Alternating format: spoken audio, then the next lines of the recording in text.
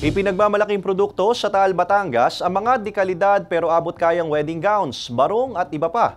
Ang mga tradisyonal na burdang Taal naman, buhay na buhay pa rin sa bayan. Narito ang report ni Paul Hernandez.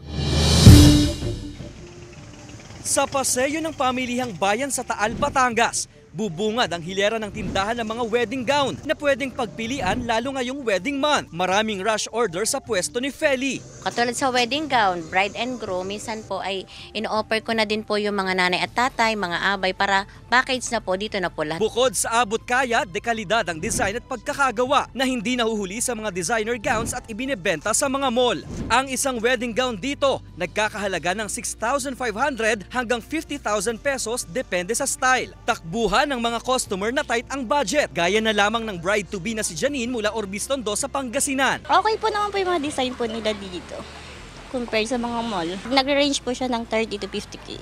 Para saan pa tinawag na Barong Tagalog Capital of the Philippines ang bayan kung walang barong, may pinya cocoon, pinya silk, kalado at organza.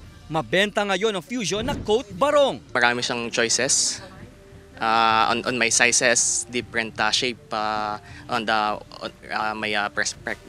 may prepare. Maayos po ang aming quality na ipinaprocess po na. Kay mura, kay mahal, iisa po yung quality ng gawa namin. Buhay na buhay pa ang burdang Taal na masinsin at mano-manong tinahi sa mga barong na hinahanap ng marami. Ano kasi siya, kamay siya, oo, hand siya.